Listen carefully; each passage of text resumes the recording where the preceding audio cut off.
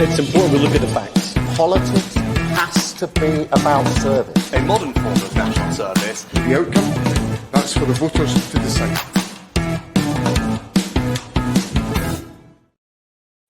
Hello everyone, Lorna Hughes here from the Sunday Mail, and today I am with Paul Hutcheon, the political editor of the Daily Record, and John Ferguson, the political editor of the Sunday Mail. So we've got a lot to talk about. It looks like the wheels are really coming off both Tory campaigns, north and south of the border.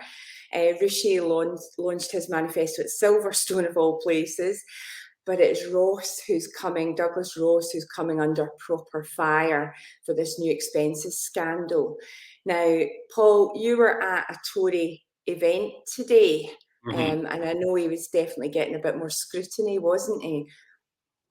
Yeah, he got a right grilling. The event was outside the King's Theatre in Edinburgh, which is in the Toll Cross area, an area I lived in for over a decade, so I know it very well.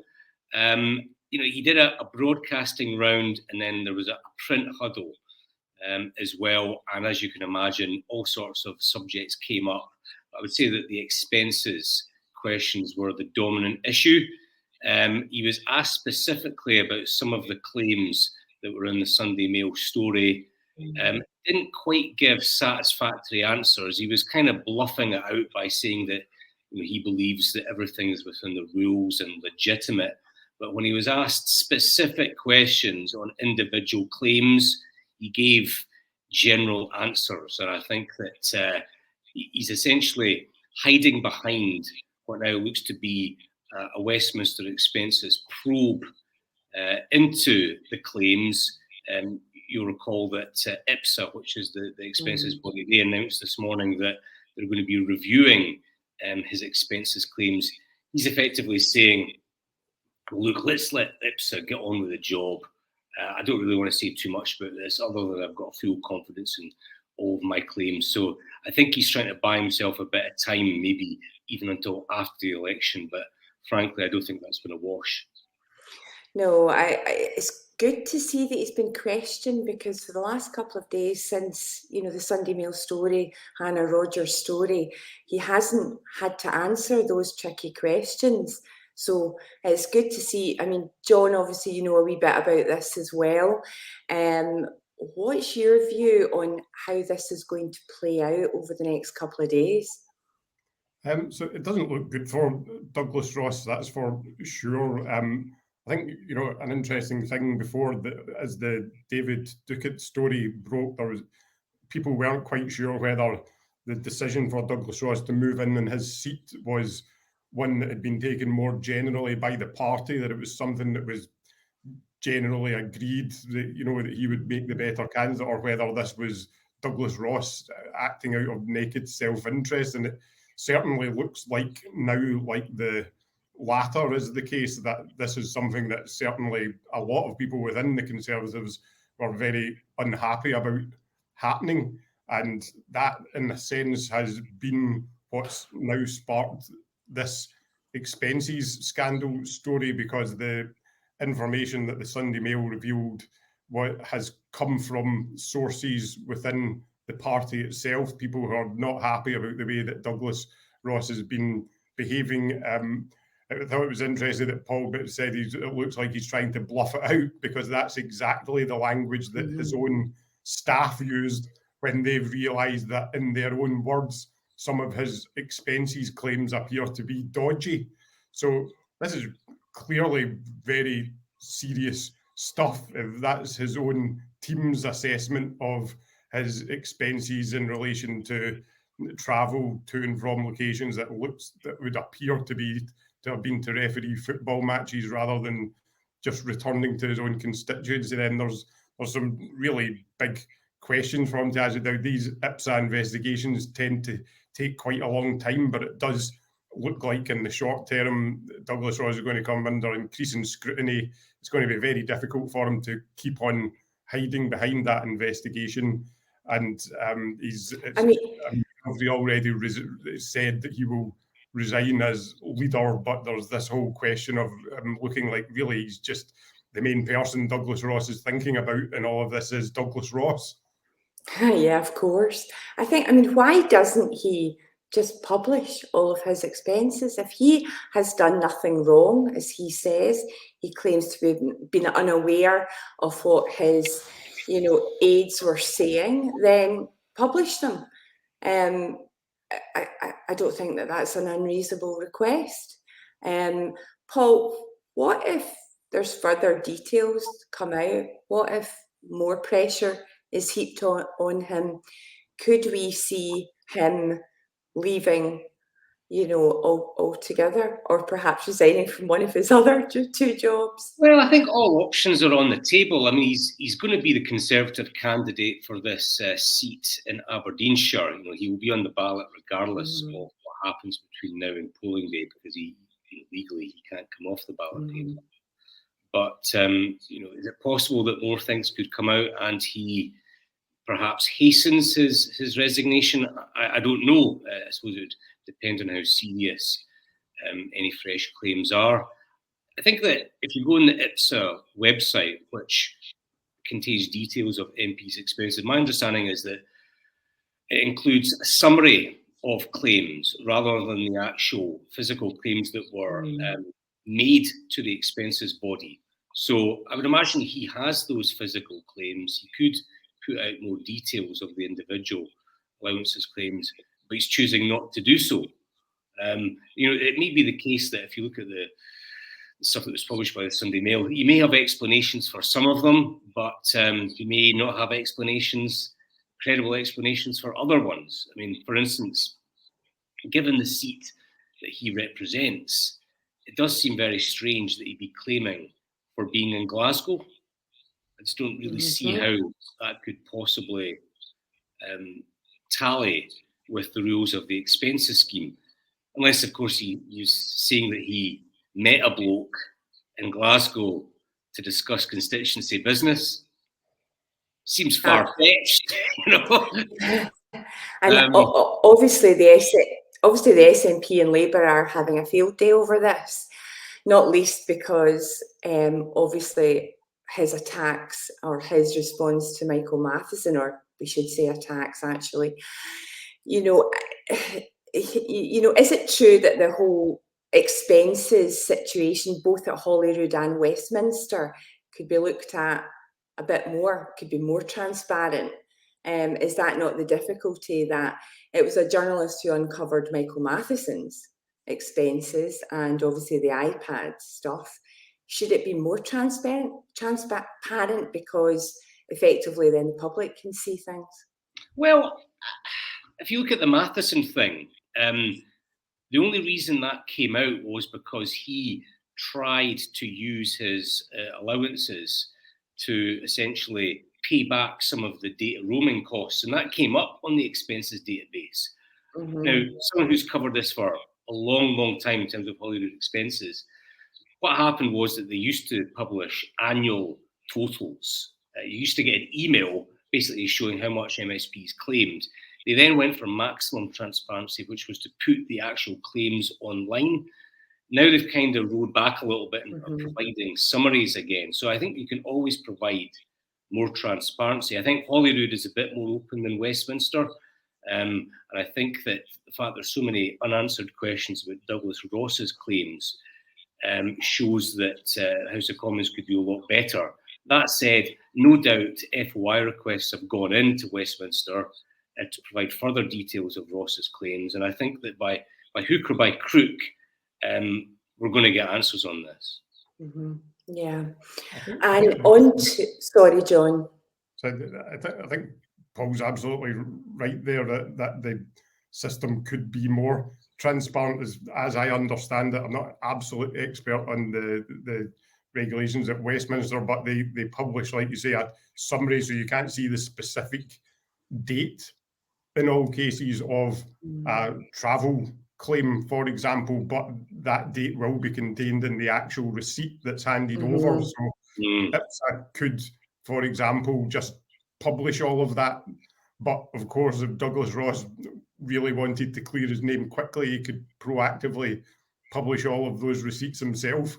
But perhaps that would be it's going to be very easy at that point to tie up games that he was officiating at in particular cities with, for example, dates of travel, and perhaps that he'd prefer not to go there. I mean, if he's claiming, for a car park next to Celtic Park, or 2 minutes with Camden, it's going to look difficult to justify in the context of a legitimate parliamentary expense. So I think Douglas Ross is going to try and play a long game. I think he's going to try and kick it into touch until after July the 4th, resign and then hope it goes away. But I don't think it's going to go away. No, don't think so.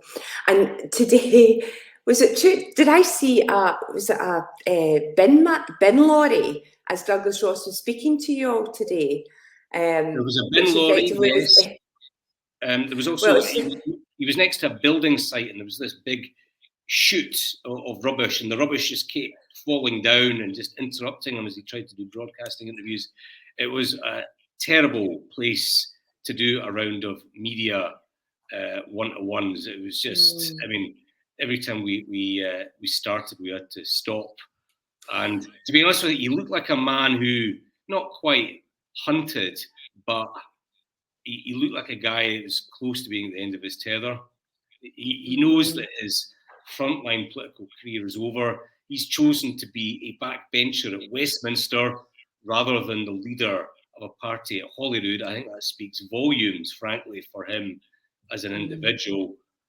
He just wants to go down to London, claim the 90 grand with expenses, of course, and I think... And be a referee at weekends. Indeed, and be a referee at weekends. I don't think we're going to see much of Douglas Ross after this.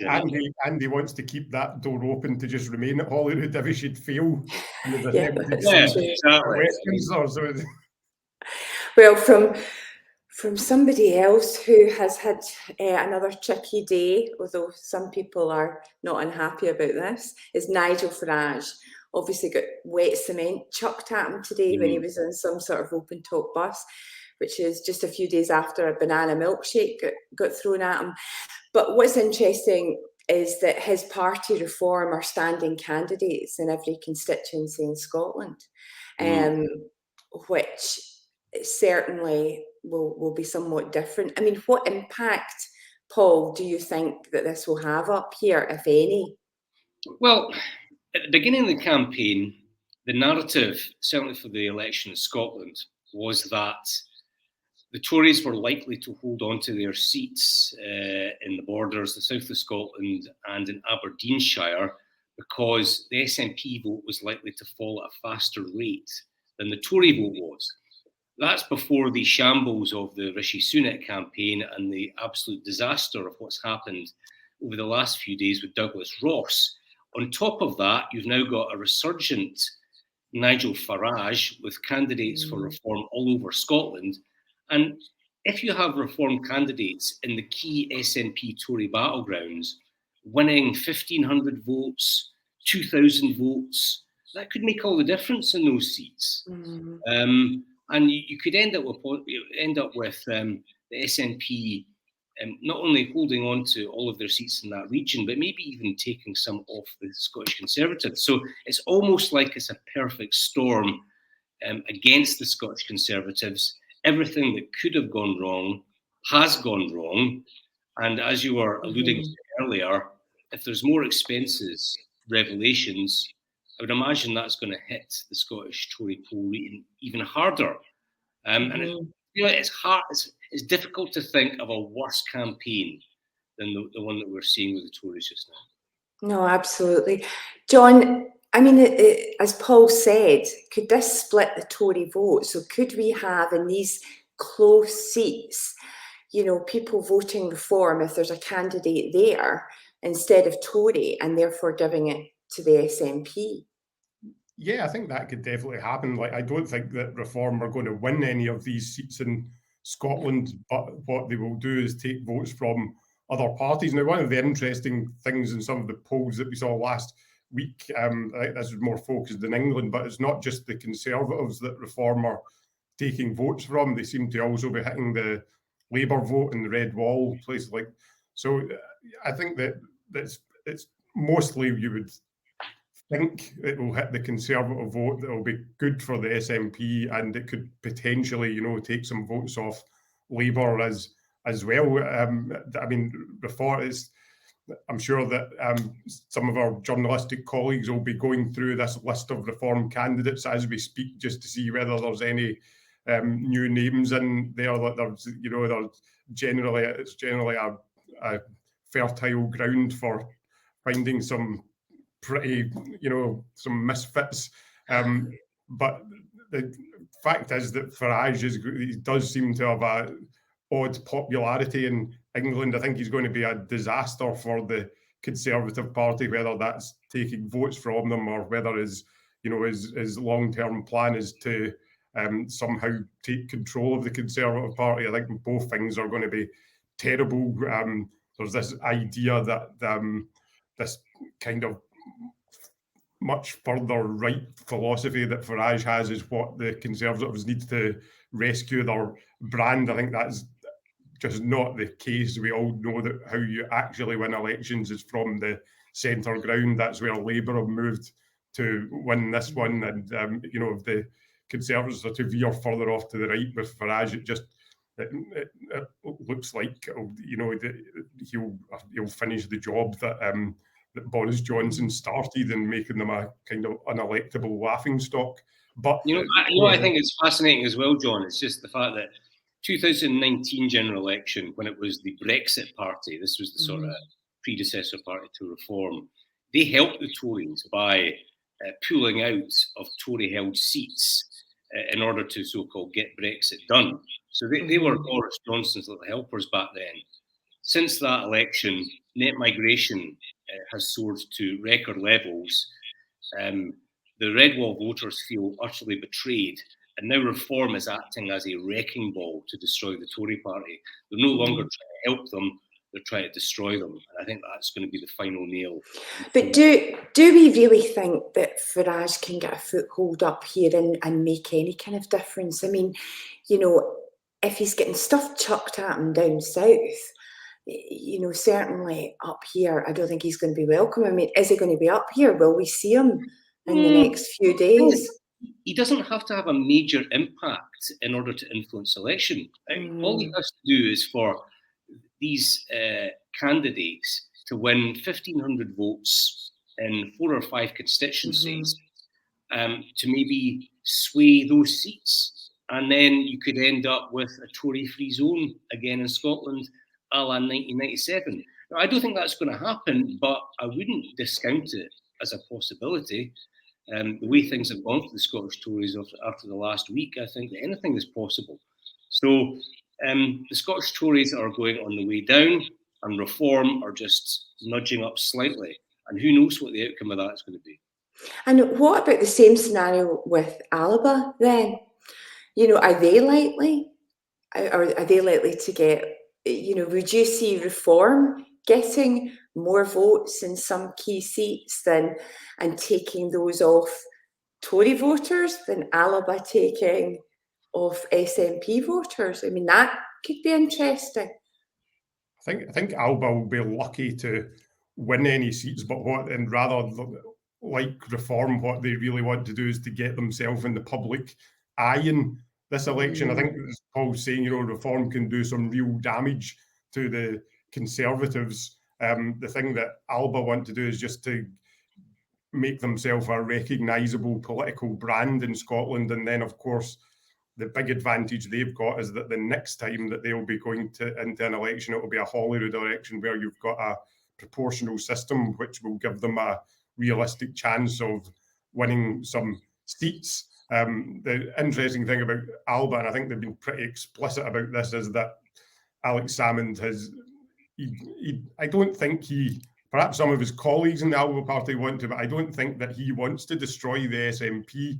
I think that his ideal scenario is that he can enter some kind of coalition with them at Holyrood. Now, whether that happens or not, it remains to be seen. There is many powerful figures remain in the SNP that absolutely loathe Alex Salmond. So it's going to be interesting to see how it plays out. But yeah, I mean, there is obvious parallels between them and and reform, though I don't think particularly ideologically parallels, but certainly their impact. I would put 20 quid on reform winning more votes at the general election of Scotland. That would be interesting, Paul. But yeah, and I'm also not convinced by John's assertion that he doesn't want to destroy the SNP. But I think he wants to destroy some people in the SNP. Yes. Yeah, I think that's exactly it. He wants to destroy a certain part of the SNP that he feels is destroying the SNP. Yeah, and talking about that very person, Nicola Sturgeon, who's popped up again. She's going to be front and centre of the election coverage for ITV, alongside George Osborne and Ed Balls. But of course, the difference is that she is still an elected official. She is an MSP and remains under investigation in regard to Operation Branchform. So, what are our thoughts on this, Paul? Is this going to be a car crash, or is this going to be good for TV bosses or good for Nicola Sturgeon's profile? I think it might be good for our bank balance. I do remember, I can't remember if it was 2017 or 2019, but ITV hired Ruth Davidson to appear on their election coverage. And the SNP went wild about it because in the end, I think Ruth Davidson might have been paid $7,500. So we know what the market rate is for appearing on ITV's election coverage. If $7,500 is good enough for Ruth Davidson, I'm sure that's what Nicola Sturgeon would be asking for as well if she's demanding a fee. It's also quite bold of a station like ITV to be inviting someone on who is, and I say this delicately, but it's accurate, is still a suspect in a police investigation. So there's obviously difficulties with that as well. They're probably concluding that she's box office, that viewers in Scotland tune in whenever she's speaking. Her face might be a bit of a picture when SNP MPs start to lose their seats like Skittles. Who knows? But I mean, I can understand it from an ITV perspective, but there are obviously issues there as well. But I mean, John, it's just as Paul said, it's going to be very uncomfortable when some of her, closest friends as well as colleagues, start losing their seats, as is predicted by the polls. How will she handle that? Will she just say, this is nothing to do with me? Or do you think she will take any responsibility?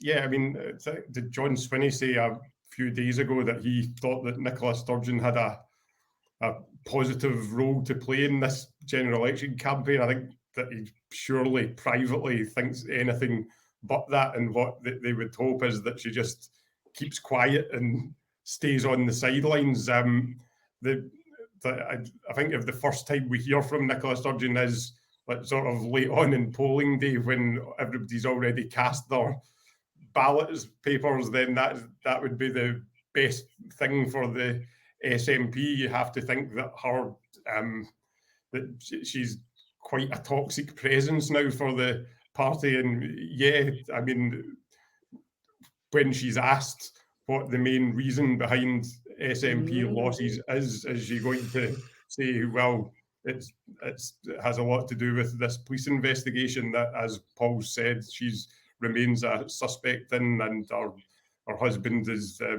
been charged with criminal offences in relation to. So it's difficult to conclude. Certainly, very senior SNP sources have told me that is the number one thing that's come up on the doorstep. It's the thing that's had real cut through with voters, and I think Nicola Sturgeon herself must surely realise that. So it will be interesting to see how her own popularity with SNP colleagues, how that progresses after this election. I think last next she'll blame Hamza Yusuf. She'll just Hamza.